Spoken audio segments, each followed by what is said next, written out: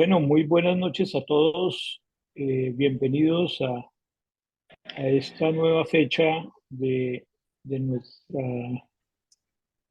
de nuestras conferencias alrededor de la sexualidad del siglo XXI. En el día de hoy, pues el doctor Luis Fernando Ruz va a trabajar con nosotros el tema de las diversidades sexuales, ¿no? Es un tema también, como todos los anteriores, muy actual, eh, muy pues en cierta forma, pues se ha puesto de moda y es un tema que realmente nos inquieta y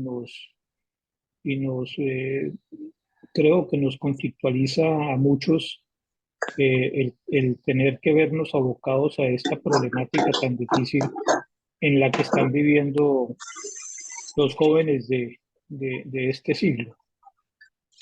Todos conocemos a Luis Fernando, expresidente de FEPAL, expresidente de la Sociedad Colombiana de Psicoanálisis, una persona de mucha trayectoria dentro del campo psicoanalítico y uno de los miembros fundadores de este movimiento que nos convoca todos los martes para reflexionar y para trabajar entre todos alrededor de estos temas tan importantes que es el movimiento de aperturas en psicoanálisis. Entonces, pues dándole la bienvenida y sin más por el momento, Luis Fernando. Muchas gracias, Camilo. Y antes de empezar, les recuerdo que por favor si pueden apagar micrófonos y prender videos más bien en la medida de lo posible, ¿m? Para poder tener una interacción y gracias a todos por su asistencia. Yo quisiera empezar, digamos, con algo que se ha venido diciendo durante este ciclo de conferencias, me parece que de manera reiterativa, y es que si yo pudiera decir todo en una frase acerca de la diversidad sexual, me remitiría al posicionamiento freudiano acerca de que la sexualidad no es una, no es una. ¿Mm? Y que Freud, del Freud de los tres ensayos, el Freud de las pulsiones y sus destinos, enuncia que la sexualidad, ¿sí? Es una característica humana, un funcionamiento humano que tiene diferentes fines y diferentes objetos. ¿Mm? Y si yo pudiera resumir, insisto, lo que voy a hablar hoy lo resumiría en esa frase. Y diría, Freud ya lo dijo. ¿Mm? Y reitero, Freud ya lo dijo. No hay un solo fin frente a la sexualidad y no hay un solo objeto frente a la sexualidad. ¿Mm? Ser simbólicos, ¿sí? Referido a la sexualidad humana, es ser de alguna manera multiformes, o como lo dice Freud, polimorfo, y es tener más de una sola versión, es decir, ser perversos, ser diversos. La sexualidad humana no se reduce a una forma de expresión. Yo creo que en eso de alguna manera Freud trataba de diferenciar, ¿sí? El asunto de lo humano, trataba de diferenciarlo del asunto de la biología animal, de esa entre comillas, no sé si bien llamada o mal llamada naturaleza humana, ¿sí? Que un poco del discurso freudiano diría yo que no es tan natural a pesar de las tendencias biologicistas de Freud. Lo que Freud quería plantear es eso, es como la sexualidad, sí, en la época de Freud y en todas las épocas, lo que nos ha mostrado es una diversidad de rostros. ¿Mm? Eros tiene muchas caras, parodiando un libro que decía Joyce McDougall, hay una mil y un caras de Eros. ¿Mm? No podemos tratar de reducir esa diversidad a una unidad.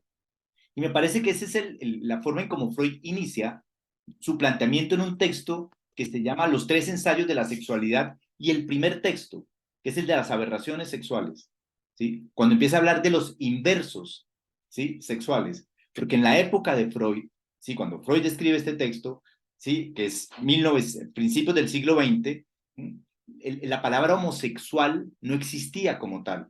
Por eso el primer ensayo trae la palabra inversión y no homosexualidad. La palabra homosexualidad es un neologismo de finales del siglo XIX, introducido por un literato que se llamaba Kernevi. ¿Mm? Esa palabra de Kernevi, que era un homosexual, sí que en la época de Freud, insisto, se le decía diversos o se fue el otro nombre que se utilizaba en la época, el Kerneri en la literatura, siendo un homosexual, empieza a introducir esta palabra, homosexual y heterosexual. Krafft Ebing toma esa palabra y en un libro llamado Psicopatías Sexuales introduce estas palabras en el discurso científico de la época. Pero eso era un neologismo, o sea, esa palabra que hoy trabajamos tan naturalmente, como es homosexual y heterosexual, en el siglo XVII no existía como tal, en el siglo XVIII no existía como tal. Y quiero insistir en esto adrede, ¿sí? Porque hay muchas personas que se burlan de las formas del lenguaje, de las formas como las feministas quieren introducir nuevas formas de enunciar, diciendo que no es castizo. Pues sí, hay muchas de estas palabras que en su momento no fueron castizas, y que fueron introducidas, porque de alguna manera cada época va pensando, ¿sí? Los asuntos en relación a la sexualidad. Y así como van variando, hay algunas cosas que se mantienen de manera invariante. Entonces, en este texto que estaba haciendo referencia, el de los inversos sexuales, que es el primer punto, ¿sí?, de las aberraciones sexuales, Freud dice que los inversos, es decir, insisto, los homosexuales, no tienen una sola forma de ser inversos. No hay una sola forma de la homosexualidad, sino que hay diversas formas de ser inverso. Que es un aspecto que siempre me ha interesado, o me ha parecido muy interesante ese planteamiento de Freud. Y Freud hace una clasificación, dice que hay 3 tipos de inversión, ¿sí? Como los inversos absolutos, los inversos circunstanciales y los inversos ocasionales, ¿sí? Y cuando termina de hacer esa clasificación dice, pero esta clasificación es una forma de enunciar, porque hay otras muchas formas, ¿sí?, de vivir la homosexualidad que es diversa. Entonces, Freud incluso lo que está diciendo es que además de estos cambios a nivel del objeto y de estos cambios a nivel del fin, que son diversos, en esas mismas particularidades hay muchas formas diversas de ser. Entonces, lo que primero quiero llamar la atención es que el planteamiento inaugural de Freud a propósito de la sexualidad es ese. No hay una sexualidad, no hay una forma de ser sexual. Y aquí viene el otro elemento que me parece interesante, y es el segundo, que es que Freud diferencia sexualidad de genitalidad a propósito de este tema. Claro, la uniformidad de la sexualidad en la época de Freud era porque se reducía la experiencia placentera de la totalidad del cuerpo, se reducía a la experiencia genital. Entonces Freud dice, no, pero es que ¿quién les dijo a ustedes que la sexualidad se reduce a lo genital? ¿Sí? Cuando yo hablo del concepto de sexualidad, dice Freud, yo lo que me quiero referir es a la experiencia del cuerpo y a ese cuerpo que hace contacto con la realidad exterior y que se place, ¿sí?, por usar alguna palabra que no sea castiza, se place de un ejercicio funcional de estar en contacto con el mundo. Y esas partes del cuerpo que se placen, ¿sí?, de estar en contacto con el mundo son las zonas corporales que él denomina zonas erógenas.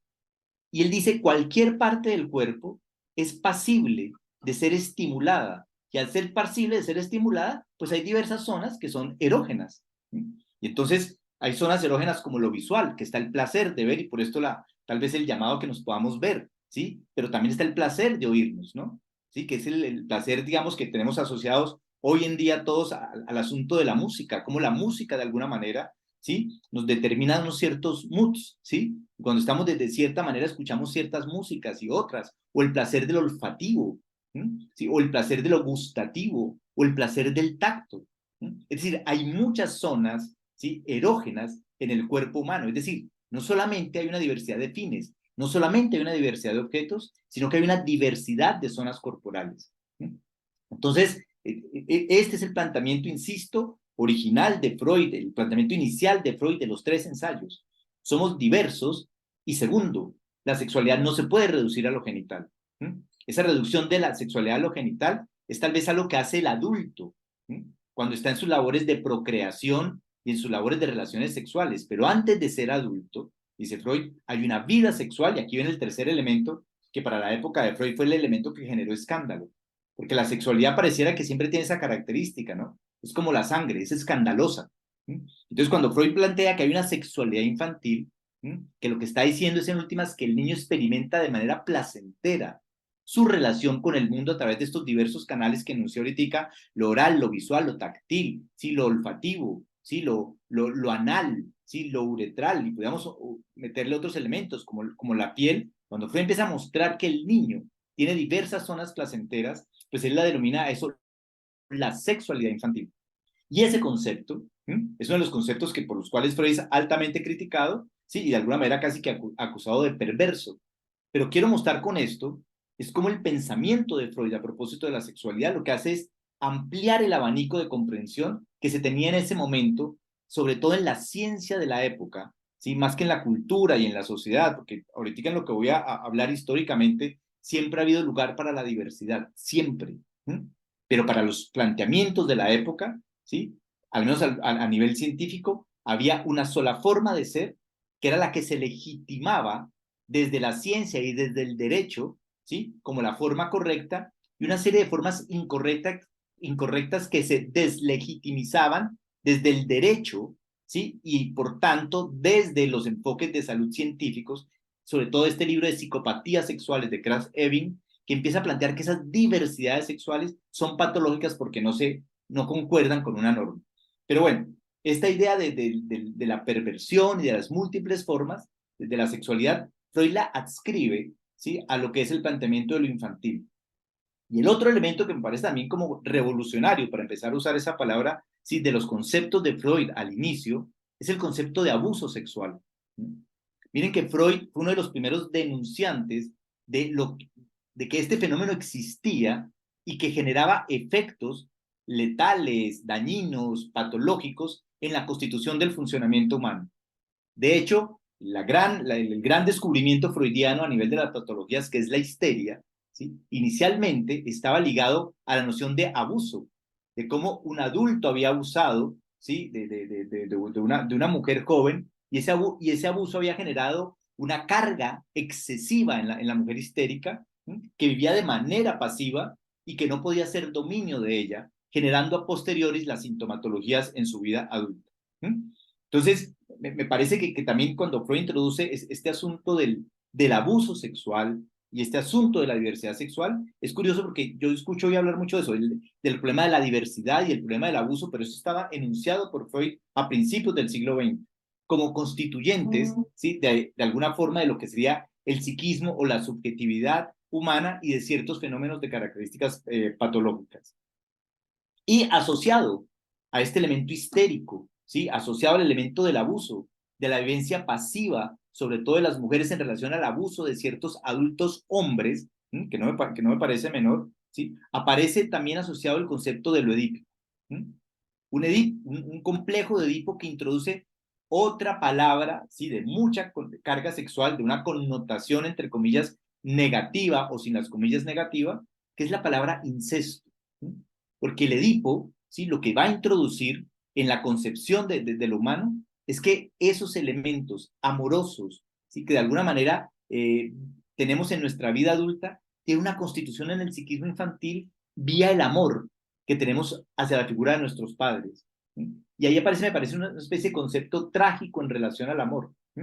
Y es la constitución incestuosa, amorosa, tierna, pero ligadas con tintes de sexualidad, no de genitalidad, insisto en la palabra, que van a conllevar, ¿sí? A estas elecciones en el futuro de nuestras vidas, estas elecciones amorosas que traen estas marcas de amor de nuestros primeros padres. ¿Sí? Entonces, es a partir de la sexualidad que se hacen marcas en la constitución del psiquismo infantil que después se van a reactivar en el fenómeno de adultez. Luego, y sigo entre la teoría freudiana, me parece que Freud hace otro planteamiento importante con esto, ¿no? Y es, además de hablar de la diversidad de fines y objetos, de hablar de la sexualidad infantil, de hablar de la constitución del abuso, en la constitución de ciertas enfermedades como la histeria, y de hablar del Edipo, y darle una dimensión, una apertura al elemento del incesto y del parricidio, en la constitución del psiquismo humano, se va a hacer otro planteamiento en relación a la sexualidad que también me parece importante, ¿sí? Y es que la sexualidad humana, además de ser diversa, ¿sí? Que aquí recojo un concepto de Jean Laplanche, ¿sí? De la sexualidad diversa, dependiendo de las zonas corporales y de esas diversidades sexuales que se refieren a los fines y a los objetos, es diferente. Y por diferencia, se refiere a la diversidad, a la diferencia, perdón, genital que hay entre el hombre y la mujer. ¿Sí? Freud dice, hay una forma diferente del desarrollo psíquico en la mujer y una forma diferente en el desarrollo psíquico del hombre. Es decir, Freud, además de decir que la sexualidad es diversa, plantea que la sexualidad es diferente. Y en el diferente quiere decir que el psiquismo de la mujer y el psiquismo del hombre son procesos que se construyen, no que vienen dados, ¿sí? Sino que son procesos que se van construyendo, se van desarrollando, que van evolucionando en el curso del tiempo, ¿sí? Y sobre todo en la mujer, porque la mujer va a tener una vicisitud muy particular en su construcción de la feminidad, y es que va a tener que cambiar del objeto materno, que es el objeto inicial, al objeto paterno, y va a tener que hacer un descubrimiento de una zona vaginal. Pero antes de descubrir esa zona vaginal, ¿sí? Va a encontrar, por así decirlo, no sé cómo llamarlo, un elemento anterior, un elemento precursor, que es lo clitoridiano, que es lo que Freud lo lleva a Freud a plantear la sexualidad fálica. Pero antes de la construcción de lo vaginal, hay un descubrimiento de lo clitoridiano. Y la mujer va a tener que hacer un cambio de zona corporal. Lo femenino, o la mujer, más bien, es un constructo. Y eso está en el discurso freudiano. Entonces, me parece que es un quinto elemento a tener en consideración, ¿sí? Otro elemento que me parece importante en el discurso freudiano a propósito del tema de la diversidad es que Freud no homologa. Y eso trata de ser muy explícito, a pesar que me parece a mí que cae en una contradicción, que él trata de plantear que no existe un hombre totalmente masculino y no existe una mujer totalmente femenina. Y que lo masculino y lo femenino son una especie de yin y yang. ¿Sí? Todos los hombres o todas las mujeres tenemos de estos dos elementos en la constitución de nuestro ser y de nuestro psiquismo. ¿Sí? Somos bi, y de alguna manera Freud lo dice así, somos bisexuales psíquicamente hablando. ¿Sí? Entonces aquí vendría como otra afirmación que podría ser entre comillas escandalosa. Freud jamás dijo que uno era totalmente hombre o totalmente mujer, sino que los elementos bi coexistían en cada uno de nosotros. Y que cuando él decía que pasivo era femenino y que activo era masculino, estaba haciendo simplemente un asunto de una convención. ¿Sí? Ahora bien, ¿sí? Si aquí he estado defendiendo de alguna manera como la teoría de la diversidad desde Freud, también me atrevería a decir que cuando Freud empieza a decir este tipo de cosas, ¿sí? De la diferencia sexual y hablar de una sexualidad que es común en el niño y es común en la niña, no en el hombre y en la mujer, sino en el niño y en la niña, que es esta sexualidad clitoridiana de la niña, fálica del niño, y que él dice que la libido es masculina. Cuando empieza a decir eso, Freud sí empieza como a estereotipar un poco el asunto, me parece a mí.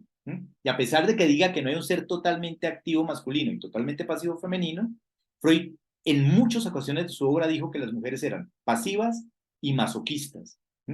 ¿Sí? Y lo afirmaba así como muy fuertemente, y a pesar de que decía que eso no era así, por momentos sí enunciaba esas frases. ¿Sí? Es de lo femenino la pasividad, y eso caracteriza el talento femenino, y es de las mujeres el ser castradas, y es el de las mujeres ser masoquistas. Y ahí me parece que el discurso, cuando empieza a hablar de estas características, se le empieza a volver un poco un discurso que se vuelve criticable por parte de las analistas mujeres y posteriormente el movimiento feminista.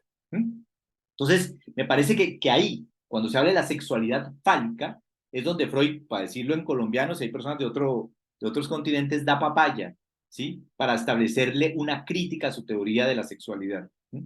Porque sí es como discutible, ¿sí? Que toda la sexualidad se refiera solamente al órgano genital masculino.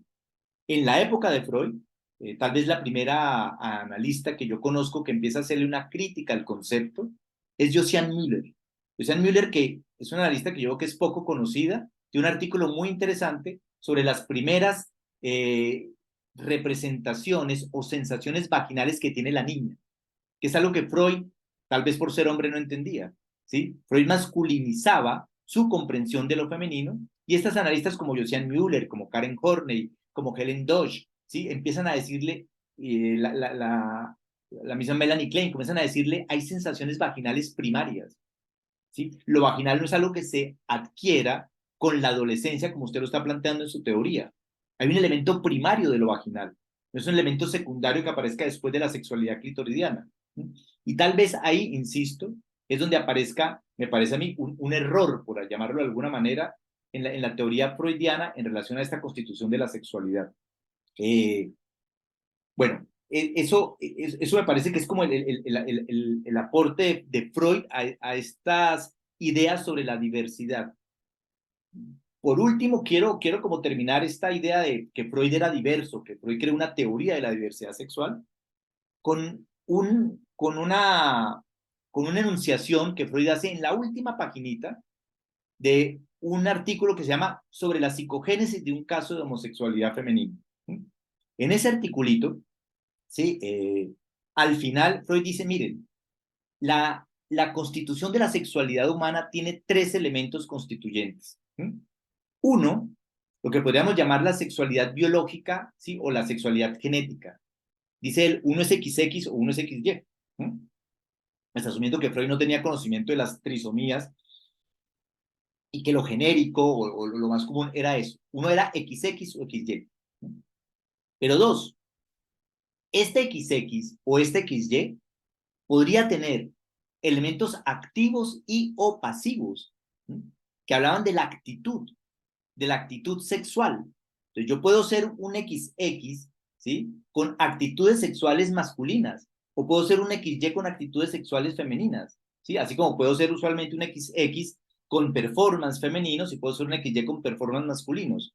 Pero ser XY o ser XX no determina la actitud de lo masculino y de lo femenino. Como decía hace un rato, ese masculino activo y ese pasivo femenino hacen parte de la constitución del ser humano, ¿sí? Y son diferenciales independientes de la sexualidad genéticamente hablando. Y el tercer elemento es la orientación sexual que Freud le llama elección de objeto. Entonces, que yo sea un XY, ¿sí? Y que tenga una actitud activa masculina, no quiere decir que mi elección de objeto entonces vaya a ser la mujer. Yo puedo ser un XY muy masculino y mi elección de objeto sea un hombre. Puedo ser un XY afeminado, ¿sí? Ser pasivo, y mi elección de objeto puede ser un hombre o una mujer. Estas 3 líneas cruzan la constitución de lo humano y abren la posibilidad de una diversidad de formas de constitución de la sexualidad. Pero con todo esto que acabo de enunciar ahorita, lo que quiero plantear es que desde Freud, ¿sí? Hay una posición de comprensión de la diversidad sexual humana, ¿sí? Y no de la reducción a un esquema de una sexualidad unitaria, de una sexualidad donde o se es hombre o se es mujer y hay una sola forma de ser hombre o de ser mujer. Bueno, el segundo elemento, y me alejo de Freud, es un elemento que lo consideraría yo histórico a propósito del asunto de la diversidad. Y creo que la problematización contemporánea a una sexualidad que está muy identificada con lo binario, a una sexualidad donde lo masculino está muy identificada con lo fálico, ¿sí? Proviene o ha provenido de 3 frentes, contemporáneamente hablando. El frente de las feministas, el frente de la homosexualidad y el frente de lo trans. Me parece que ahí hay 3 cuestionamientos, ¿sí? A una forma uniforme de comprender la sexualidad, y creo que en últimas, que es el último elemento al que voy a hacer referencia, lo que se está tratando de cuestionar es algo que he venido de alguna manera enunciando tangencialmente, y es la idea de una identidad uniforme. Creo que uno de los grandes cuestionamientos que hace el feminismo, la homosexualidad, ¿sí? Y el movimiento trans o queer, es a los fenómenos de identidad, donde la identidad se identifica con lo uno, ¿sí? Y donde ese uno se convierte en un factor ideal que de alguna manera trata de ser regente de todos los movimientos de constitución de las diversas identidades. Entonces, se es blanco y eso es lo dominante, se es hombre, eso es lo dominante, se es hetero y eso es lo dominante. Entonces, si uno no es blanco, si uno no es hombre, si uno no es hetero, ¿sí? Uno es lo otro, que es el planteamiento de Simón de Beauvoir, no es lo otro de la cultura. Es el macho hablando de cómo es la mujer, es el blanco hablando del racismo y de cómo son las otras razas, ¿sí? Es el hetero, ¿sí? Dando cátedra de cómo es el funcionamiento de la sexualidad. Y el discurso desde la otredad, el discurso es de lo femenino, el discurso es de las cosas que no, de las identidades que no son heteros, sino que son de otro tipo de elementos. El discurso es de lo no blanco europeo occidentalizado, ¿sí? Termina siendo de alguna manera excluido y marginado del entorno social.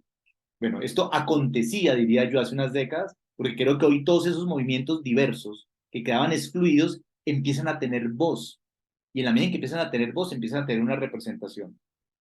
Pero bueno, decía que desde 3 frentes se le ha hecho una crítica a esta idea de la uniformidad, que es, insisto, la homosexualidad, los feminismos y el fenómeno trans o queer contemporáneo.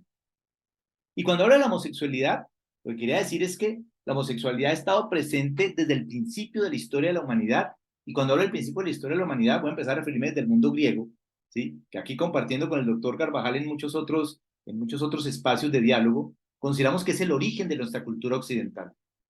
Y en el origen de nuestra cultura occidental, si yo comienzo por el primer relato, que es la Ilíada, en la Ilíada, el héroe de la Ilíada, que es Aquiles, ¿sí? Tiene una relación de carácter homoerótico con Patroclo.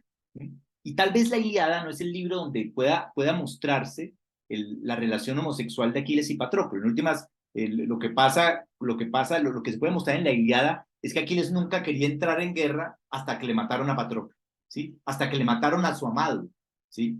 Y cuando le matan a su amado, ¿sí? El amante, ¿sí? Que es una división que tiene el pensamiento griego entre el Erastes y el Eromenón, ¿sí? El amante y el amado, ¿sí? Cuando le matan a su amado Aquiles, Aquiles entra en guerra. Y entra en guerra a vengar la muerte del ser que él amaba.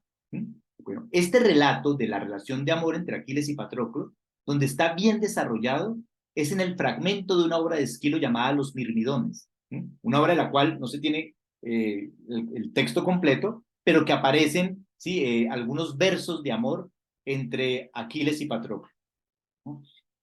En el mundo griego, recuerden también, el amor tenía como diferentes instancias, diferentes lugares. Estaba el amor del lugar familiar, que era el espacio privado, que se llamaba privado porque era privado de la libertad que acontecía en lo público. En los griegos se opone lo público y lo privado. En lo público uno puede ejercer libremente, ¿sí? La capacidad de expresarse. ¿Sí? En el espacio público, en el ágora, uno debatía los asuntos de la ciudad. Pero había un espacio que era privado de esa libertad. Ahí viene la palabra privado de la libertad, que era el espacio de la familia y de la casa. Ahí se vivía un amor, que era el amor heterosexual, enfocado a los asuntos de la familia. Entonces había una mujer privada de la libertad, había unos esclavos privados de la libertad, ¿sí? Donde se vivía un amor. Pero había otro lugar, que era el espacio público, el ágora, donde este griego que tenía su relación hetero, tenía una relación homo en el espacio público. Llamaba a otros hombres. Y cuando amaba a otros hombres, el ejemplo tal vez clásico es el amor que se desarrollaba entre los filósofos, entre los grandes maestros y sus discípulos, los efebos, que es el amor pederasta. ¿Por qué era un amor pederasta? ¿Sí? Donde el viejo sabio, ¿sí? Se aprovechaba en nuestros términos, no en los términos de ellos, ¿sí? De su labor de impartir conocimiento y sabiduría entre los jóvenes, y los jóvenes amaban, ¿sí? A este ser que les impartía un conocimiento, y se daba esta relación de pederastia. Esta relación de pederastia era legal en el mundo griego. Se vuelve ilegal en la historia, es cuando pasamos al mundo romano. En el mundo romano es donde se empieza a condenar este tipo de funcionamiento. Pero se condenará a la pederastia en el mundo romano, pero perdónenme la expresión si soy grosero, pero para maricas los romanos o para gays o para prácticas gays los romanos, ¿sí? Y si no, recórranse un poco los 12 Césares de Suetonio, ¿sí? Donde estamos llenos de referencias a la homosexualidad de Tiberio, a la homosexualidad de Calígula, a la homosexualidad de Nerón, a la homosexualidad de Heliogábalo, y una de las homosexualidades que para mí más linda, más bellamente descritas, sería la homosexualidad de Adriano, ¿sí? En el texto de Marie Yourcenar, que es la Memorias de Adriano, ¿no? Donde describe este amor de Adriano por su pareja. Es decir, el mundo romano empieza a condenar, en el mundo romano es donde empieza a aparecer como los tratados legales, ¿sí? El derecho que nosotros estudiamos tiene su base en el derecho romano. El derecho romano empieza a condenar ciertas prácticas, pero hay otras prácticas que son socialmente aceptadas. De hecho, y me atrevo a decir aquí algo lo cual yo no soy experto, si uno se pone a revisar la Biblia, ¿no? En la Biblia, todo el mundo, desde la iglesia, desde la institucionalidad de la iglesia católica, siempre se habla de Sodoma y Gomorra, ¿no? Esa es la otra palabra, perdón, que se usaba para la homosexualidad en la época. Sodomía era la palabra que se usaba, ¿no? Y que se usó hasta finales del XIX y principios del siglo XX. Sodomía e inversión, ¿sí? Siempre se habla de Sodoma y Gomorra, ¿no? Como para mostrar que en la Biblia y en la tradición de la Biblia había una condena hacia las prácticas homosexuales, y esto va a estar legitimado después en los textos de de Pablo en el Nuevo Testamento. Pero en la Biblia, si quieren revísenlo, yo no soy experto en el tema, están los textos de Samuel, donde Samuel describe la relación de David con un personaje llamado Jonathan.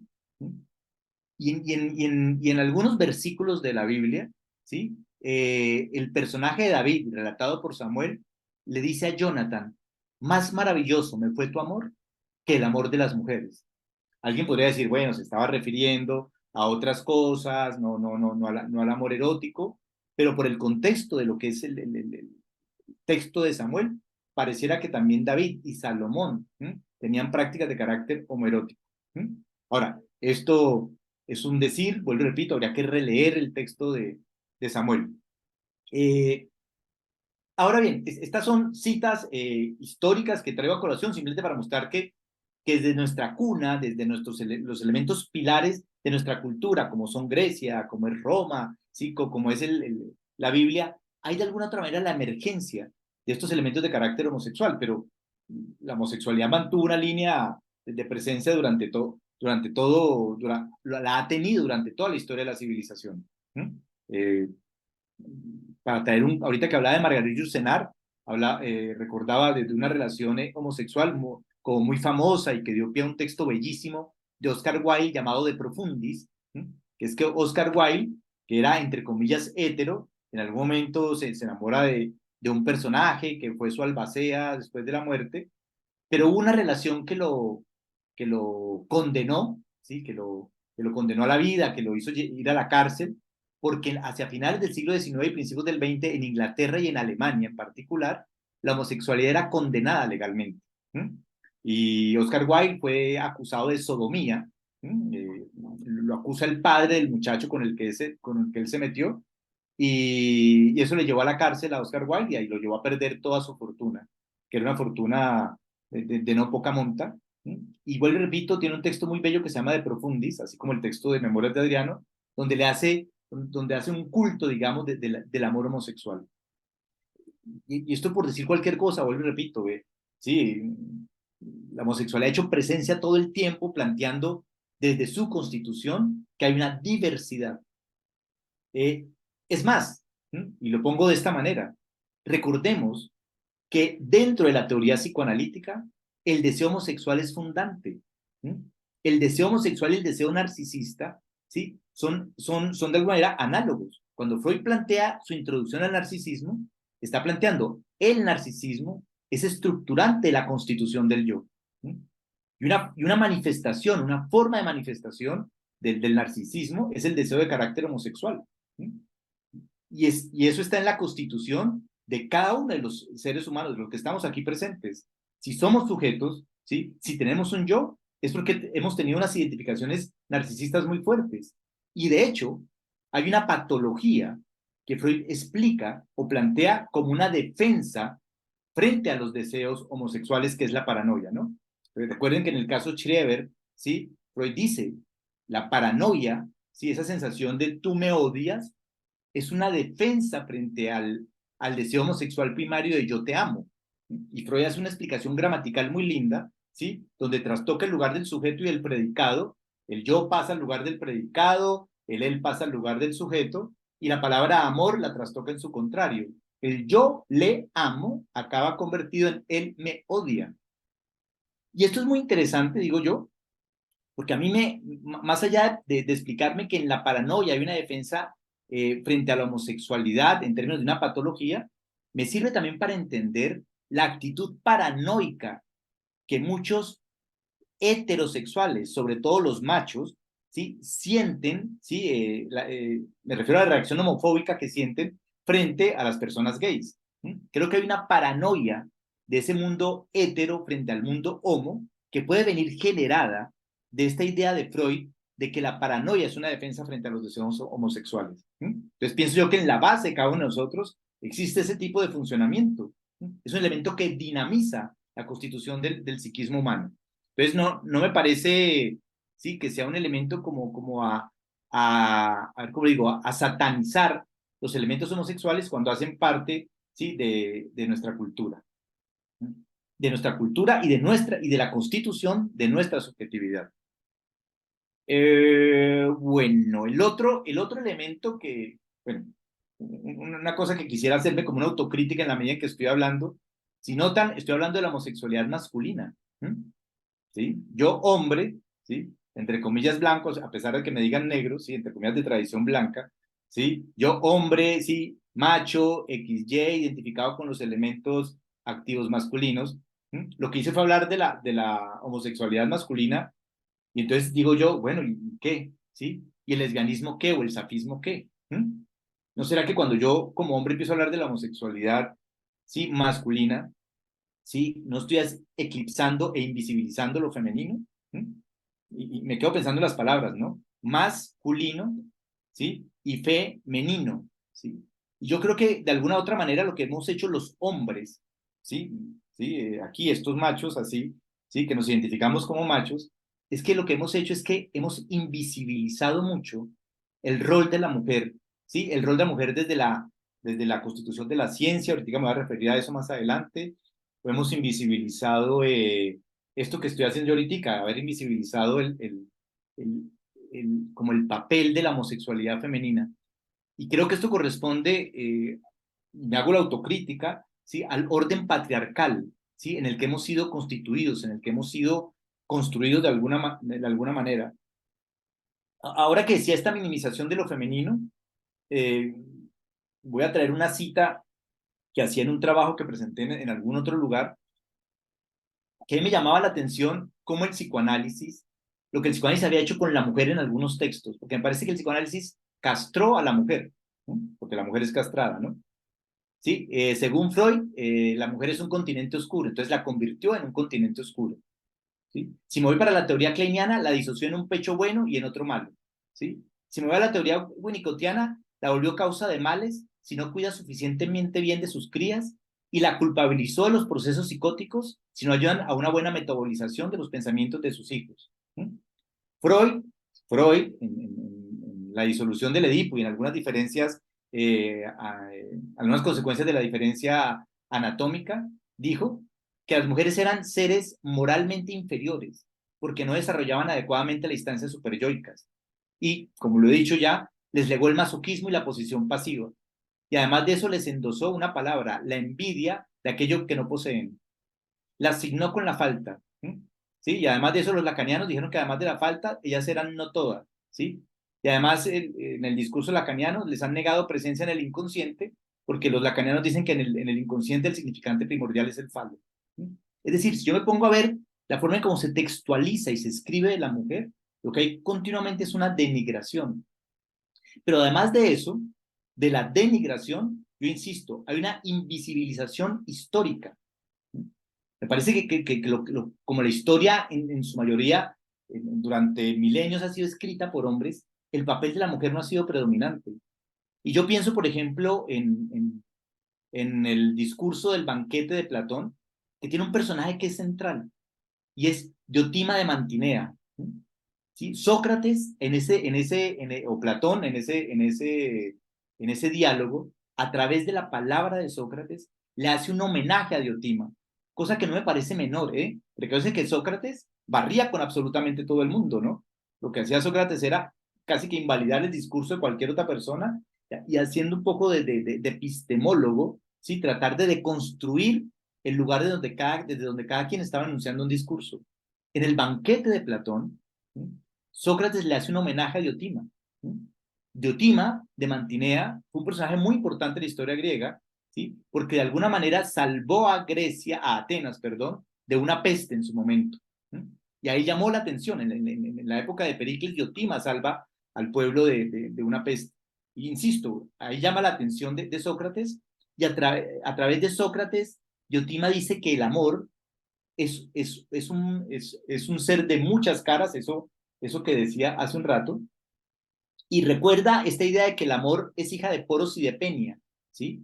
Es hija de la necesidad y de la abundancia, ¿sí? Entonces, el amor es bifronte en la teoría que plantea Diotima.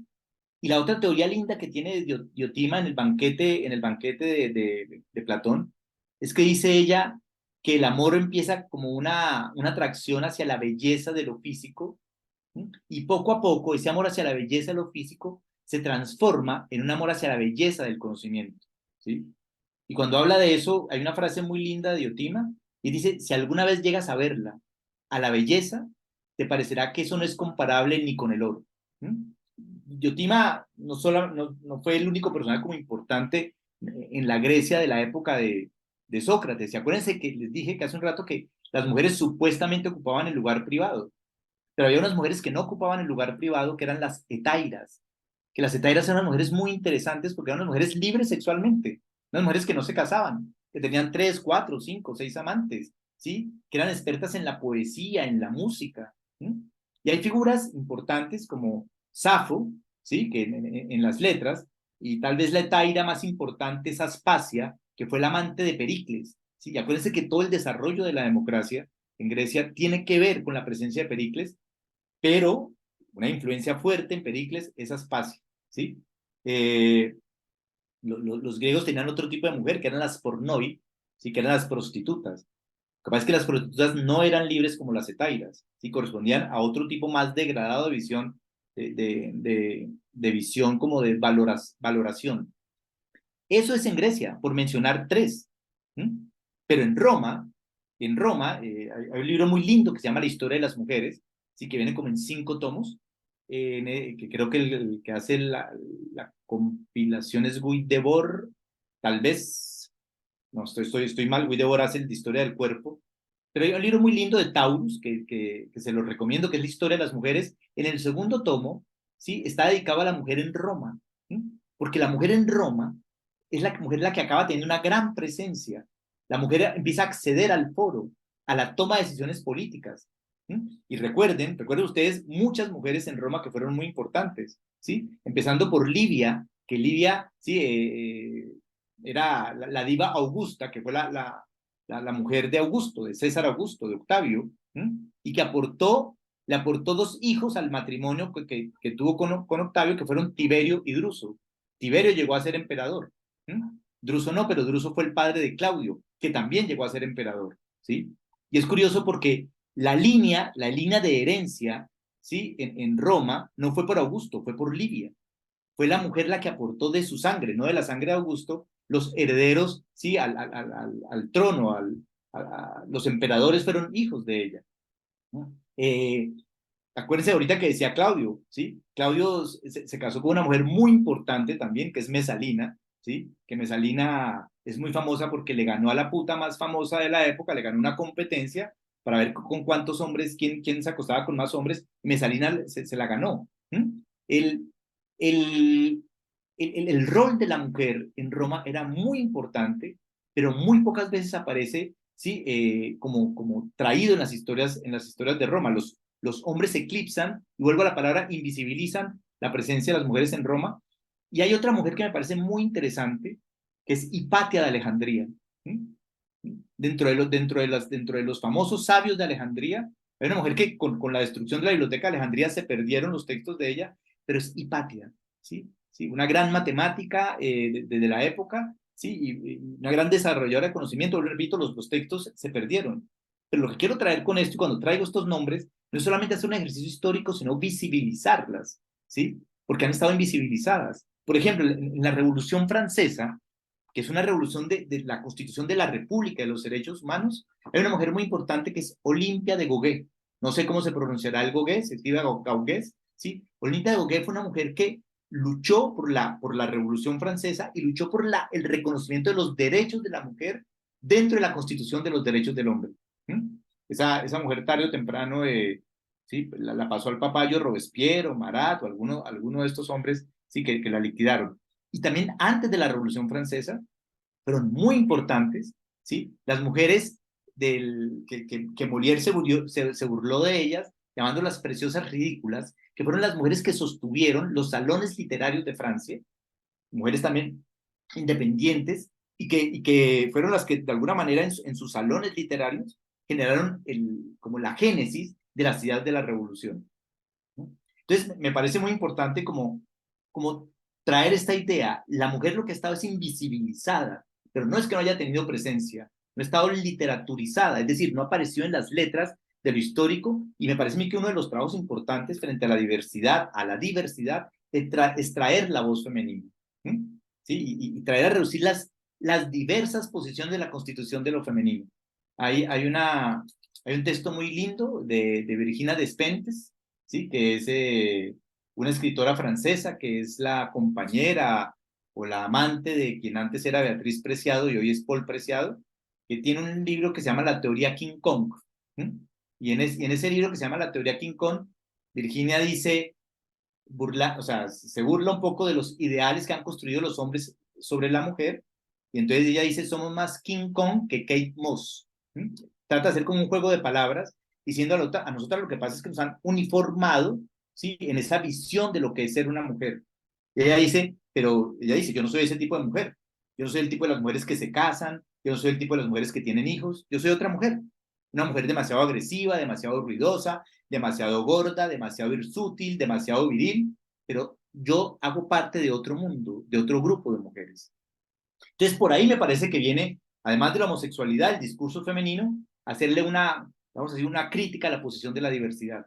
Y la otra, que es la que me parece que está de moda, que es el fenómeno trans, ¿sí? Que es el otro discurso contemporáneo que viene a hacerle una crítica a estas teorías hegemónicas de una heterosexualidad. ¿Sí?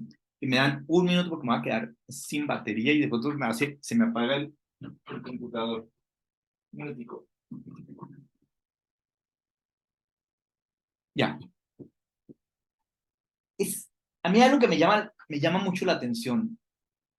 Yo me pregunto por qué tanto escándalo con lo transsexual. ¿Sí? A mí me parece que la palabra trans es el núcleo de la experiencia psicoanalítica.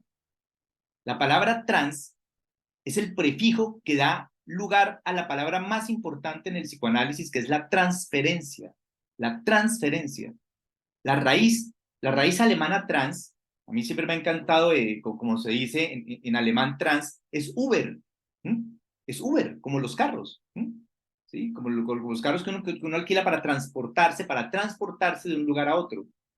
Y el fenómeno trans a lo que se refiere es eso, a una movilidad, valga la redundancia, a una transformación, a un cambio. Lo trans se refiere a lo móvil.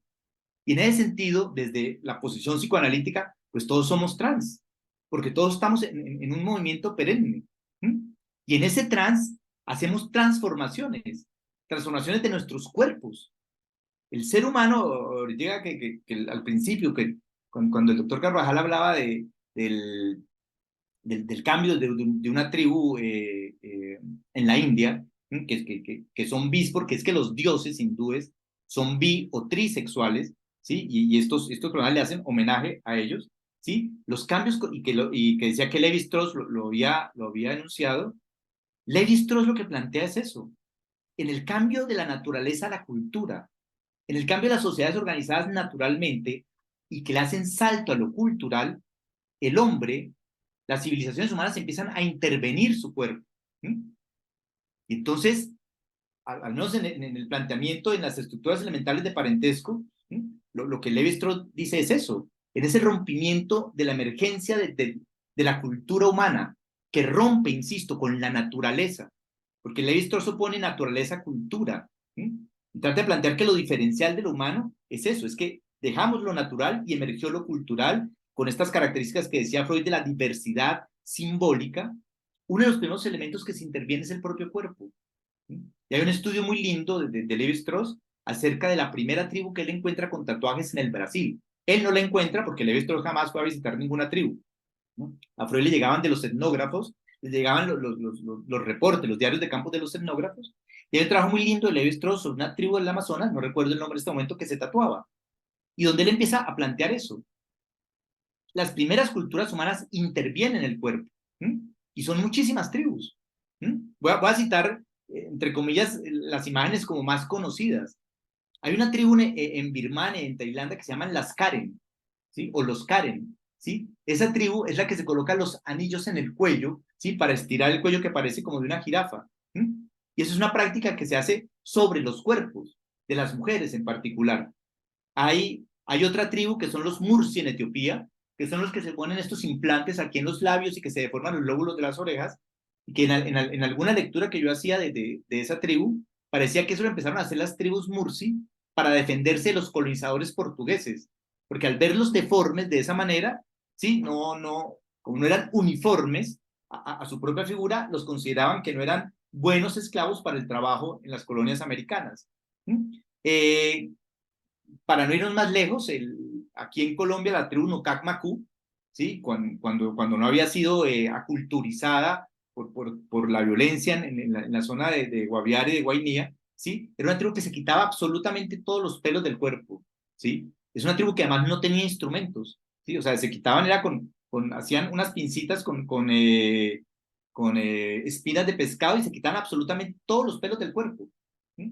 El vello púbico, por ejemplo, para diferenciarse de los animales, ¿sí? Es decir, el cuerpo del hombre, ¿sí? Ha sido intervenido desde el principio de los siglos. Hay una tribu, ¿sí? Que es una tribu occidental contemporánea, que se introducen unos elementos raros que son las siliconas, los biopolímeros, el botox, se hacen implantes capilares o dentales, toman complejos vitamínicos, ¿sí? O deforman sus cuerpos en el gimnasio de moda, ¿no? Porque van allá a deformar el cuerpo, algunos a quedarse flacos, flaquísimos, sí, otros a hipertrofiar la musculatura corporal. Ese fenómeno transcorporal es constituyente de la cultura. Y dentro de ese fenómeno transcultural, yo incluyo los fenómenos de transvestismo o transexualismo. No es que lo trans sea un fenómeno como actual o contemporáneo, ¿sí? Es un fenómeno que ha acontecido todo el tiempo con la intervención de los hombres sobre su propio cuerpo, ¿sí? Y incluso dentro de la tradición católica ha habido acciones trans. Hay un fenómeno para los que les gusta la música, a mí no me gusta la música clásica ni estas cosas, pero hay un fenómeno para los que les gusta la música clásica y es el fenómeno de las voces sopranas generadas en el barroco por los hombres, lo que se llamaba en su momento los castrati. Los castrati fue un invento de un papa, el papa Paulo IV, ¿sí? Y Pablo IV recordó que en una carta de Pablo a los Corintios, ¿sí? Decía que Pablo decía en esa carta a los Corintios, hay que obligar a las mujeres a guardar silencio en las iglesias.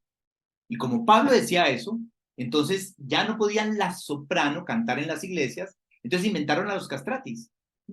Y entonces lo que hizo la iglesia en ese momento era castrar químicamente, ¿sí? A los muchachos de bellas voces adolescentes para que no desarrollaran el cambio de voz de la adolescencia.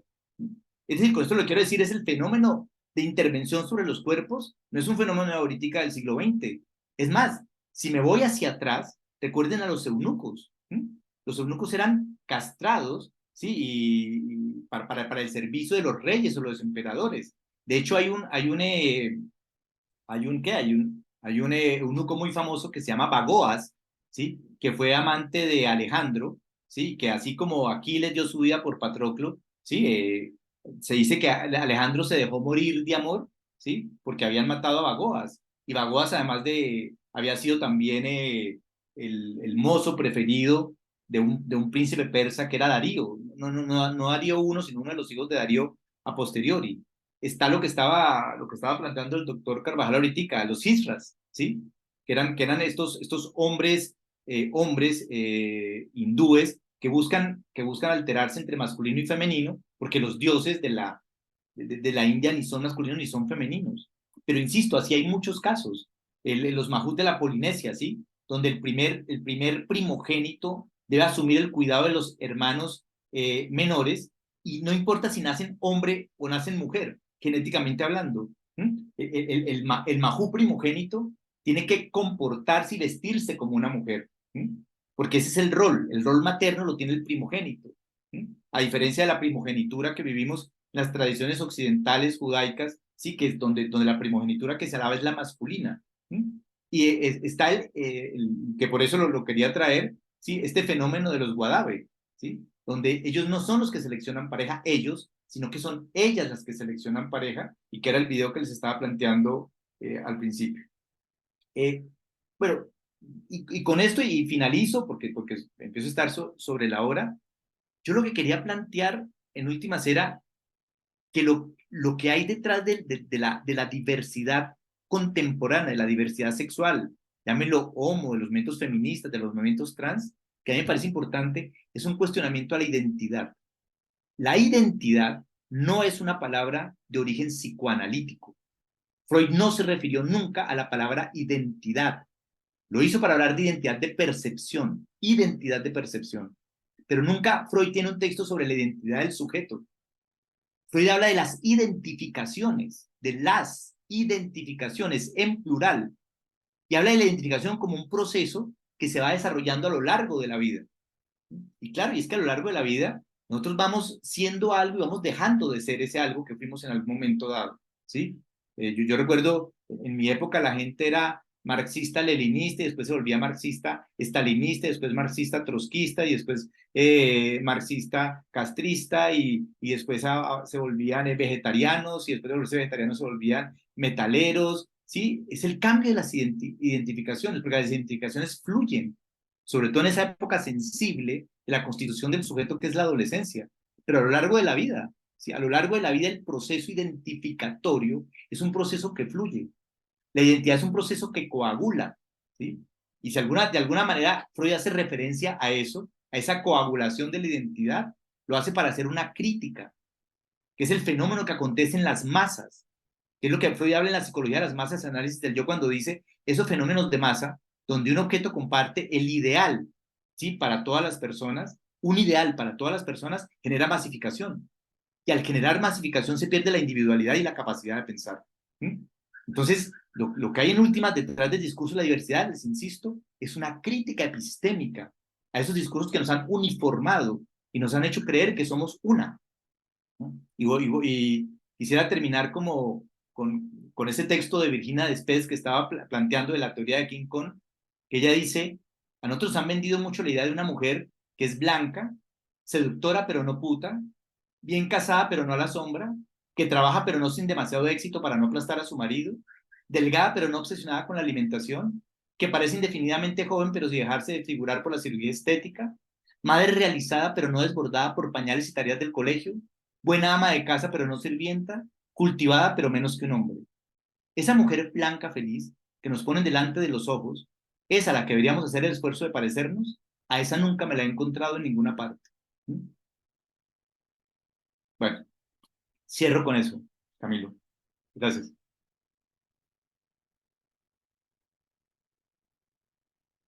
Luis Fernando, muchas gracias. Creo que nos dejas muchas inquietudes,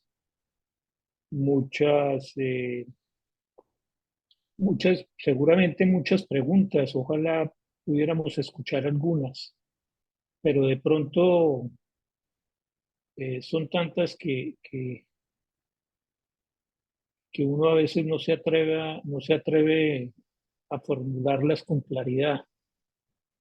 Permanecen invisibles como tantas manifestaciones de la sexualidad. Por lo pronto, mientras alguien se anima, voy a bueno, el doctor Carvajal está levantando la mano, entonces, Guillermo, por favor. Bueno, primero felicitar a Luis Fernando por esa maravillosa y tan absolutamente clara exposición, que me impactó mucho su claridad. Siempre le he admirado la claridad mental. Pero quisiera agregar algo, ¿no? Que es lo que en este momento a mí me está convocando para escribir. Y es cuál es el estado mental que ha permitido toda esta propuesta estructural de cosas, ¿no? No solamente en las identidades, sino en tantas cosas, ¿no? Eso es lo que a mí me apasiona, ¿no? Tú arrancaste con nuestra conversación que hemos tenido tantas veces sobre el origen del Occidente. Y Occidente griego, ¿no? Sin lugar a dudas, ¿no? Aparece en Occidente el milagro griego. Hegel y otros plantean que la esencia del milagro griego es la horizontalización del sistema cultural y político. Y que está reflejado, pues, se ve reflejado en la confrontación que podía hacer cualquier ciudadano a cualquier persona importante en Grecia. Cualquier estratego o autocrátor como Pericles podía ser insultado en la calle por cualquiera, ¿no? Eso no se le puede hacer a un emperador, no se le puede hacer a un rey, ¿no? Porque eso costaba la vida, ¿no? O sea, la horizontalización del sistema. Mas, sin embargo, la técnica educativa siempre fue la misma. Aun cuando se horizontalizó el sistema en términos sociopolíticos, en términos psicológicos, siempre la jerarquía se mantuvo porque había una técnica psicológica particular que planteaba la verticalización mental del sistema, y esa técnica era el maltrato. Mientras había maltrato,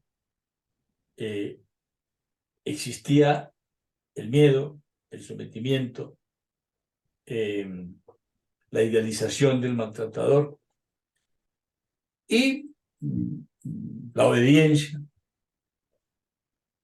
Eso fue lo que la ONU acabó. Yo sostengo que lo interesante de hoy es ese proceso maravilloso que se vino después de la Segunda Guerra Mundial, cuando aparece la ONU y tiene poder real. Y empieza a generar leyes, obviamente partiendo de los derechos humanos, muy de la Revolución Francesa. Pero llegó un instante en que se atrevió a decir no maltratar. Y no maltratar no solamente como algo que debería hacerse, sino que lo prohibió por ley y lo penalizó. Eso cambió la mente del ser humano, y eso le pudo agregar después las leyes sobre inclusión, y aparece un nuevo ser humano que de verdad es el ser humano demócrata, porque horizontalizó la mente. El no maltrato horizontalizó la mente, y lo que vemos hoy en los niños y los adolescentes, y el proceso que se vino dando desde los años 45, cuando acaba la Segunda Guerra Mundial.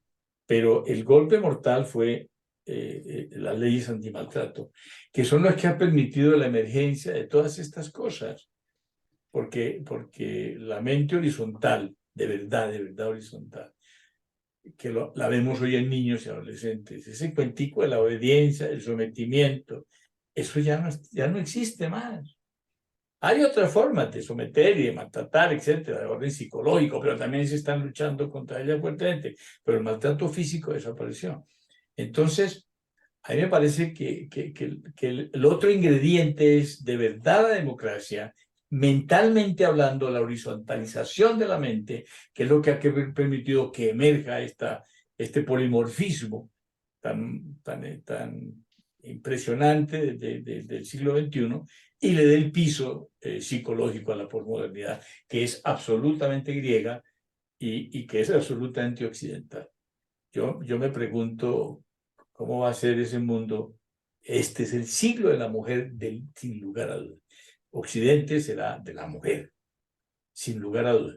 ¿Qué va a pasar 50 años vista cuando se enfrente Occidente horizontalizado y femenino con un Oriente vertical y masculino? Eso me parece muy divertido. Me lo dejo ahí. Luis Fernando, ahí, pues no sé si quieres hacer algún comentario a lo que expresa No, dale, Guillermo. si querés las preguntas y... Bueno, hay una planteada en el chat por Andrea Gómez, tal vez cuando mencionaste algo acerca de la homosexualidad. Ella plantea en ese sentido, en la homofobia, siempre habría una homosexualidad reprimida, y más adelante Paula López plantea: buenas noches, gracias Fernando por tus aportes. El fenómeno trans, en tanto transformación de identidades, en tanto movimiento e intervención del cuerpo, Entiendo que no se puede desplazar lo biológico. Uno puede cambiar las hormonas, anular las masculinas, aumentar las femeninas. Me pregunto si llevado a un extremo no se estaría negando el sexo biológico, el cuerpo. Más allá de la identidad o los roles sociales, ¿qué lugar tiene el cuerpo en tanto cuerpo biológico? La diversidad identificatoria tiene un soporte. Partimos de un cuerpo que también hace su impronta en la identidad. Sí, Y por otro lado, Juana Rojas plantea, Luis Fernando, cómo se entendería desde estas perspectivas el concepto de género. Bueno, ahí tienes cosas gruesas. varias cosas. Voy a comenzar, voy a comenzar por algo de lo que planteó Paula. Si está por ahí, Paula, puede prender la cámara o para ver la cara de los que participaron. A ver, no es que dentro de no dentro de mi postura, no sé, no es que se niegue el cuerpo biológico. El cuerpo biológico es un ingrediente más dentro de una diversidad de componentes de la sexualidad humana. Y ahí me retrotraigo a lo que planteé acerca de lo que Freud dice en el caso de una psicogénesis, un caso de homosexualidad femenina, donde dice el marcaje XX y el marcaje XY es una línea, ¿sí? Y no se está negando, ¿sí? Se parte de ahí, esa es una línea más. Lo que pasa es que no es la línea basal, ¿sí? Porque lo que ha pasado con las ciencias naturales y con el desarrollo del positivismo a partir del siglo XIX y el siglo XX es que nos han puesto las ciencias naturales como la verdad, ¿sí? Entonces, cuando uno quiere sustentar algo, uno se va a la ciencia natural, porque la ciencia natural nos va a dar la verdad acerca de los acontecimientos. Y un poco lo que hay que plantear acerca del modelo horizontal que planteaba el doctor Carvajal, es que no es que la ciencia natural sea la base y las ciencias sociales humanas sean como un desarrollo como de la infraestructura y la superestructura de los marxistas, no. Lo que estamos planteando es que la constitución de lo biológico, la constitución del aprendizaje, la constitución de lo social, ¿sí? Están en una línea más horizontal que una línea vertical, ¿sí? Yo no digo que las verticalidades no existen, ¿no? Existen las verticalidades, existen las horizontalidades, ¿sí? Existe lo transversal. Pero lo que quiero plantear con esto es, el cuerpo biológico existe, está ahí, está ahí. Es un cuerpo que nos viene dado. Y sobre ese cuerpo yo puedo reafirmar una identidad, ¿sí? A la cual supuestamente ese cuerpo me tiende naturalmente, o simplemente decir, yo no me siento que habito este cuerpo. Es un poco lo que algunos trans le plantean a uno, ¿no? Yo no me siento parte de este cuerpo. Yo recuerdo con algunas estudiantes en la Javeriana haciendo una tesis sobre el fenómeno trans, una persona que decía, yo desde los 5 años quería quitarme el pene. Yo cuál angustia de castración. Yo lo que tengo es un deseo de castración. Y no desde mis 25 años, lo tengo desde mis 5 años. Esto me sobraba. Entonces no era la amenaza de castración freudiana, era un deseo de castración. Entonces, el cuerpo no es determinante al 100%, el cuerpo es un elemento más dentro de la construcción de la identidad. Insisto, yo traigo a Freud porque me parece que Freud en ese sentido es pionero y es lúcido. Dice, esa constitución corresponde a uno de los 3 elementos que Freud le da valor. Y no es que se niegue el elemento biológico, ¿sí? Un trans lo que hace es una deconstrucción del cuerpo que habita. Así no sé, como, insisto, perdóname la expresión, así como una mujer deconstruye su cuerpo, ¿sí? Y siendo gorda quiere ser flaca y lo deconstruye, ¿sí? Cuando la naturaleza femenina, si es que vamos a hablar de naturaleza, perdón por lo que voy a decir porque va a sonar muy grosero, es ser un depósito de grasa para la constitución de la maternidad, que es el asunto con el acceso a la pubertad, es que cambia el metabolismo de las grasas, ¿sí? Pues las mujeres contemporáneas han querido deconstruir el discurso de la grasa y lo han deconstruido y quieren ser unas flacas escuálidas, ¿sí? Y perdón porque estoy usando peyorativo, pero lo que quiero plantear es que lo que hacemos cada uno de nosotros con su cuerpo es tratar de deconstruirlos a la luz de ciertos ideales, ¿sí?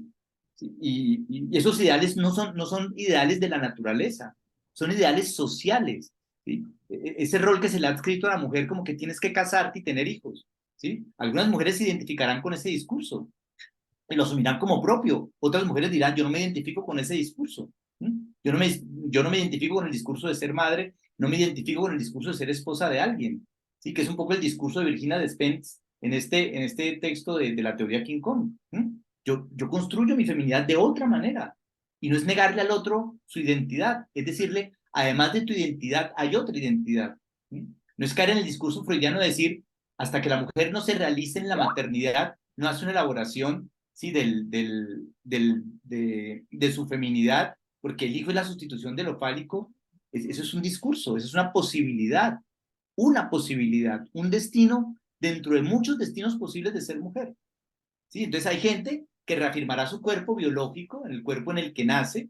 Siempre habrán intervenciones sobre el cuerpo, por eso traía el discurso un poco antropológico de Levi-Strauss. El cuerpo siempre acaba siendo intervenido, siempre. Uno va donde el odontólogo lo interviene, uno va donde el cirujano lo interviene. Es la intervención moderna, occidental, contemporánea. Entonces, el cuerpo siempre va a ser intervenido. En sus características biológicas primarias también puede ser intervenido, ¿sí? No solamente los caracteres sexuales secundarios.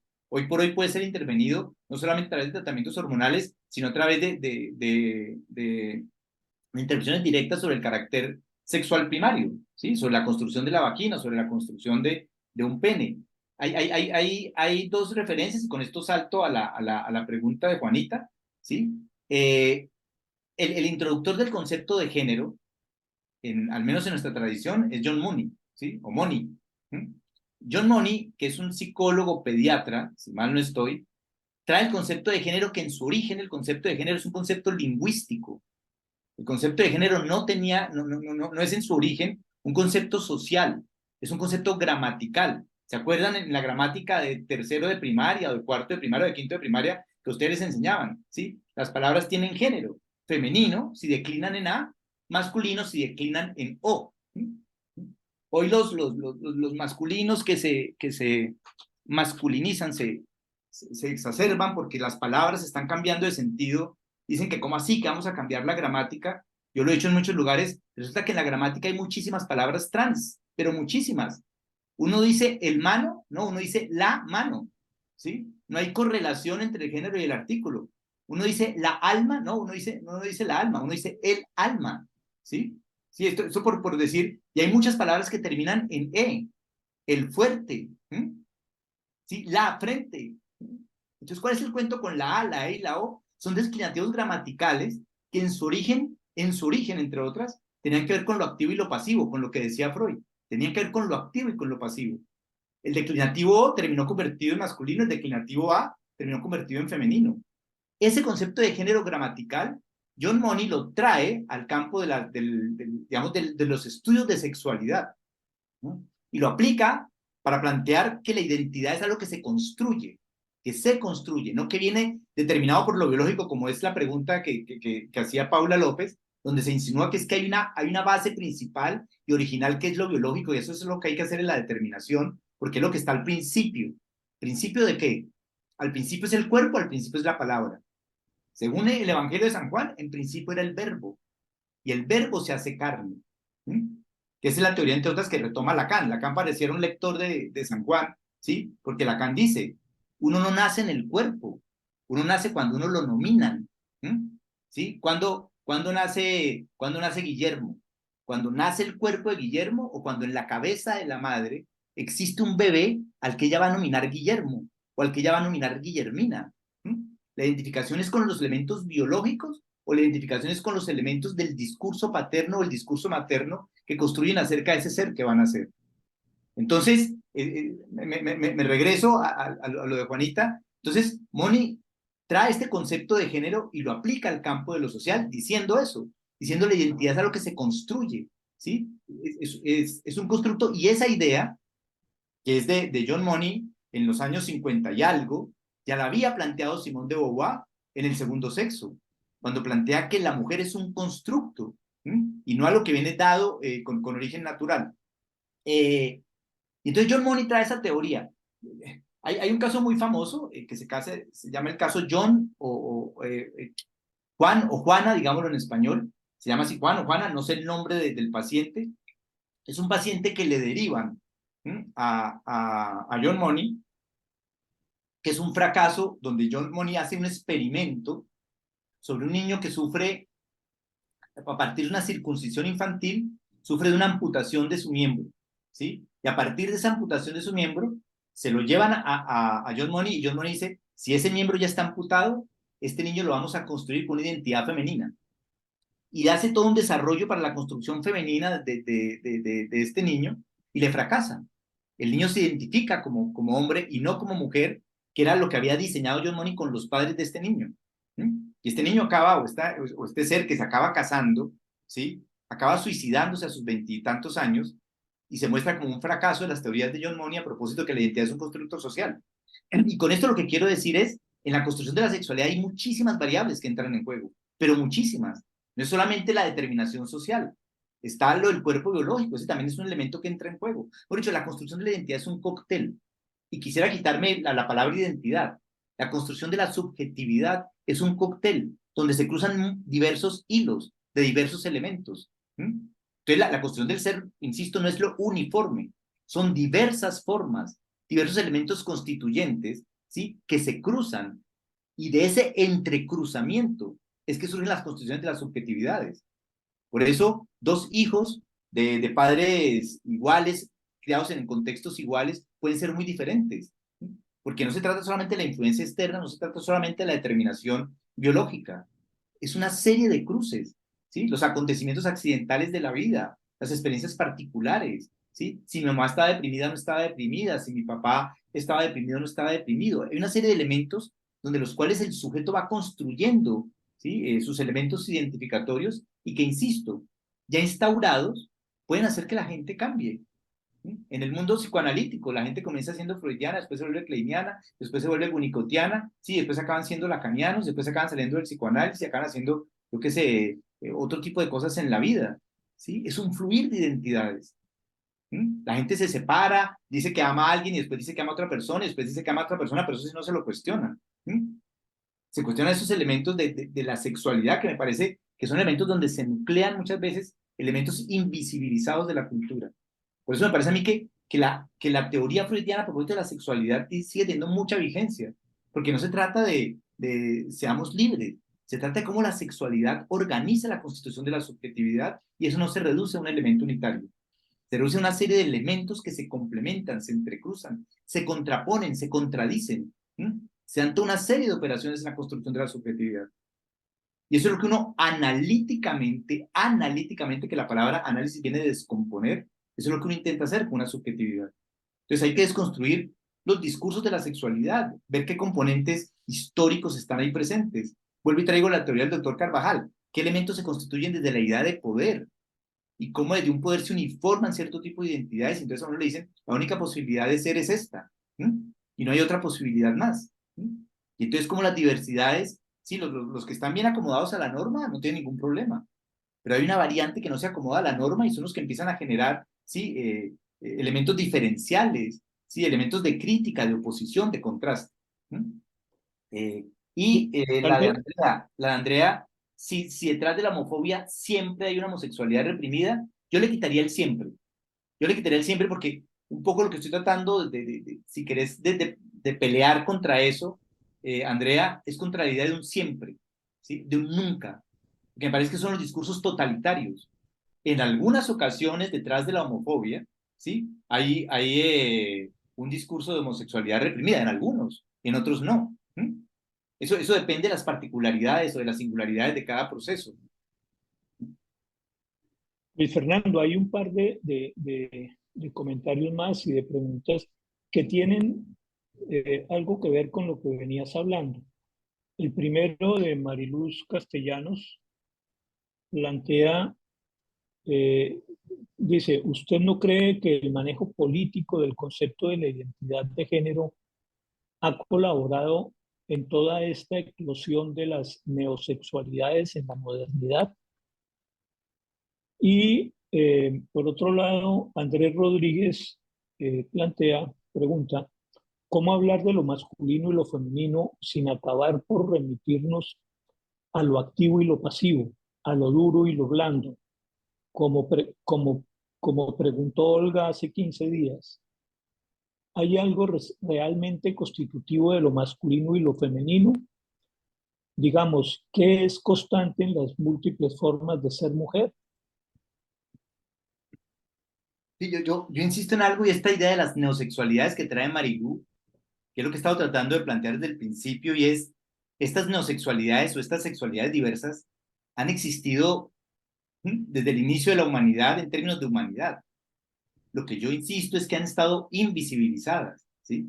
O sea, que no hay un foco o que se ponga sobre ellas, ¿sí? Y creo que lo que están hoy es emergiendo ese tipo de características silenciosas de la sexualidad. Que si creo que hay un manejo político, sí creo que hay un manejo político. A mí me preocupa que el discurso de la diversidad sexual se convierta en un discurso unitario. Hay que ser diverso, ¿sí? Ese me preocupa. Entonces tenemos que ser, entonces para estar a la moda tenemos que ser trans, o para estar a la moda tengo que ser queer, o para estar a la moda tengo que tener novio y novia, ¿sí? Cuando se vuelve como una imposición, me parece que es tan tiránico como el discurso de hay una sola forma de ser hombre y una sola forma de ser mujer. Me parece que el discurso de género y el discurso de lo trans y de lo queer también tiene que revisar los elementos epistémicos sobre los cuales se constituye, ¿no? No es que, porque hay un fenómeno que para mí es el fenómeno histérico social. El fenómeno histérico social es lo que le pasa a muchos de nosotros que nos identificamos con el discurso que está de moda, ¿sí? Que es la identificación histérica. Es el de la niña que cuando una niña se desmaya o un niño se desmaya en un concierto, hay otros 10 que se desmayan. Cuando aparece una niña anoréxica en un colegio, hay otras 10 que aparecen con anorexia. Para mí la primera es anoréxica, los otros 10 son identificaciones histéricas. Para mí hay muchas personas que son trans, digamos, estructuralmente hablando, que no se sienten cómodos en su cuerpo, pero hay otros que operan por imitación. Y esos que operan por imitación son las identificaciones histéricas. Entonces, yo también muchas veces lo que veo es que ese que hace una identificación histérica es el que pasado mañana va a decir, yo ya no quiero ser tal cosa, quiero ser otra. Yo ya no quiero ser esto y quiero ser lo otro, ¿sí? Tal vez por eso habría que pensar, a mí no me gusta mucho la palabrita límite, yo peleo con la palabrita límite, pero si a mí alguien me dice, entonces un niño de 5 años hay que permitirle que sea trans y que lo operen, yo diría, no, no, pues, pero si quiere vestir de niña, pues que se vista de niña, ya si tiene que tomar una decisión, yo iría sobre una intervención corporal que cambie sus órganos sexuales, sus características sexuales secundarias, yo diría que estaría bien como que se esperara un poquitico, ¿sí? Como a su mayoría de edad, pero eso se lo diría a cualquier cambio, ¿sí? A la que se opera los senos, al que se quiere poner implantes de cabello, ¿sí? Eh, sí, como que hay cosas que provienen como de una identificación histérica donde la persona no está bien anclada en su subjetividad. Yo no sé qué sea esta palabra bien anclada en su subjetividad. ¿Sí? Pero veo que hay eso en determinados momentos y yo me cuestiono también el discurso de género. ¿Sí? Yo no es que crea que la diferencia por ser diferencia está bien, ¿no? No, no. Como que hay que avalar todo lo que es diferencia, ¿sí? Pero sí hay que pensarlos. Me parece que el discurso de la diferencia nos lleva a pensar lo que hemos hecho los hegemónicos con las diversidades. ¿Sí? Pero también cada una de las diversidades tiene que pensarse en su diversidad, ¿sí? Si muchas veces no quieren ser impositivos, ¿no? Entonces, de pronto cuando Andrea me decía, entonces, detrás de todo homofóbico siempre hay un heterosexual reprimido, yo digo, ese ratos es un discurso de ciertas personas gay que yo conozco, es que yo recuerdo que me decía, es que lo que pasa es que, sí, todos ustedes, los hombres, son unos maricas reprimidos, ustedes deberían probar lo que es que le den a uno por el culo para que se den cuenta de lo delicioso que es eso, ¿sí? Yo decía, bueno, no sé si siempre, ¿no? ¿Sí? No sé si siempre, pero pues esas son las vías alternas. ¿Sí? Janet tiene la mano levantada. Sí, perdón, y me hacía falta, perdón, el discurso de Andrés, pero bueno, de Janet y ya vuelvo al de Andrés. Janet, Yo la bajé por puro susto, porque, porque Fernando en las dos charlas que nos ha dado me revuelve el estómago, la cabeza, me da... eh, es muy revolucionario este hombre. Entonces, bajé la mano precisamente por eso, porque todos los planteamientos que nos ha dado me hace pensar en una frase que dije la vez pasada y es la legitimación de la confusión, ¿cierto? Entonces, en el discurso de Luis Fernando yo siento que aparece como una legitimación de que todo ha existido y entonces es de alguna manera válido. Y mucho más me desconcertó en este momento cuando dice que un niño de 5 años dice que es niña, entonces que lo vistan de niña, cuando ese es el problema que tenemos ahora en la educación. En la charla pasada nombraba así tangencialmente Guillermo la cartilla de Profamilia, la cartilla de Profamilia que llega a las escuelas, a los colegios, desde la primaria. Habla de más de 30 y pico formas de elección sexual. Y las psicólogas de los colegios entonces están tratando de ajustarse a esa forma de educar a los niños. Entonces yo digo, los niños están creciendo en una confusión. Y antes no, Janet, antes no había confusión, la confusión no existía en la historia de la humanidad. No, yo pienso que la construcción de la identidad. Sí, por eso. Yo sí me quedo con eso. Antes toda la gente era idénticamente sólida y no había confusión. No, antes uno no se preguntaba si era hombre o mujer. Mucha Uno gente se lo era preguntaba, pero no hombre tenía o la era posibilidad de mujer. la palabra, Janet, no tenía la posibilidad de la palabra. Estaban reprimidos en su posibilidad de expresión. No, yo no creo eso, Luis Fernando. Eso es la Yo clínica, Janet, creo, eso es la yo clínica, creo eso es la que yo clínica, soy la del cantidad año de, 50 y perdóname, Janet, pico. la cantidad de homosexuales reprimidos que habían De en el siglo acuerdo, XX, ¿ellos qué? de acuerdo, de acuerdo. Ha Hijos de habido parejas confusión. heterosexuales, Sí, no es una definición sine qua non. O sea, claro. pero uno no se preguntaba, ¿soy hombre o soy mujer? A mí me parece que hay unas leyes de la naturaleza que son clarísimas. Hay un útero, hay leche materna, hay una constitución biológica que define un rol, ¿cierto? Cuando yo no me siento identificada en mi crecimiento con ese rol, pues hombre, tengo que ir a pensarlo. ¿Por qué es lo que me pasa que yo estoy saliéndome de la norma, de las leyes, digamos, universales del universo entero, ¿cierto? Es que para germinar un óvulo tiene que haber un espermatozoide.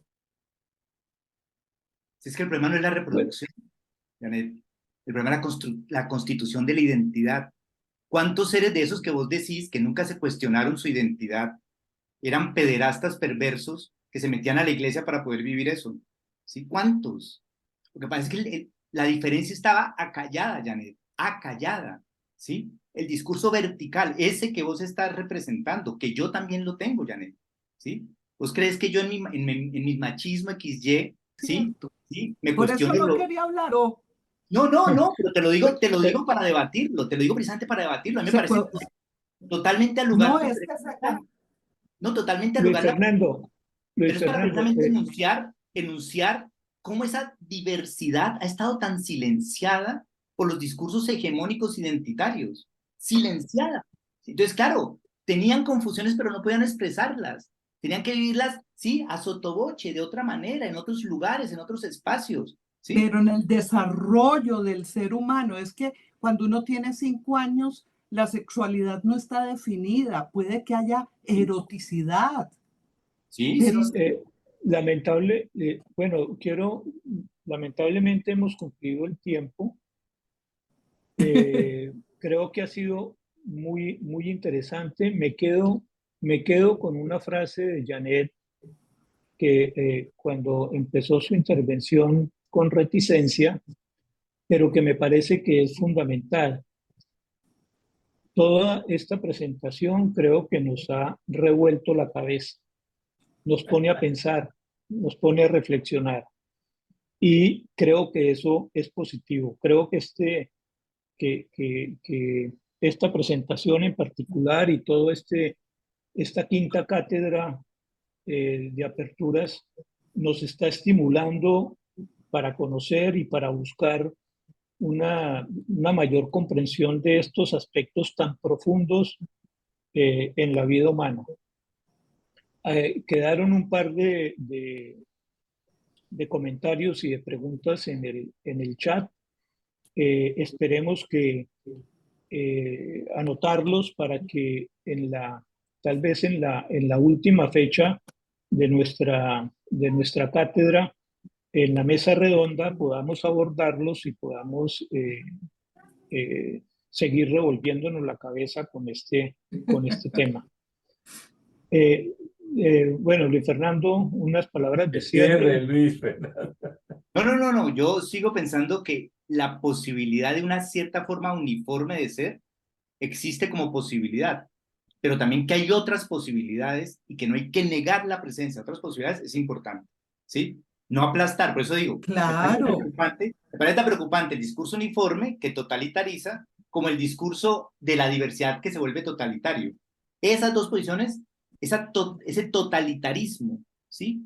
Me parece el preocupante, ¿sí? ¿Desde cuándo podamos criticar? Y yo, digamos que me parece interesante discutirlo con Janet, discutirlo, porque es que no hemos discutido, ¿sí? Entonces me parece interesante que se puedan discutir los elementos. ¿Sí? Bueno, de pronto para la próxima semana vamos a continuar con esta discusión. El tema que vamos a trabajar se llama Edipo Gay, con el doctor Jorge Ritter. Él tiene precisamente un libro que se llama así, Edipo Gay. Entonces los invitamos para que dentro de 8 días continuemos esta estimulante discusión. Muchísimas gracias a todos y sobre todo muchas gracias, Luis Fernando, por ponernos a pensar y a reflexionar en este tema. Muchas gracias. Nos vemos dentro de 8 días. Chao. Gracias, feliz noche.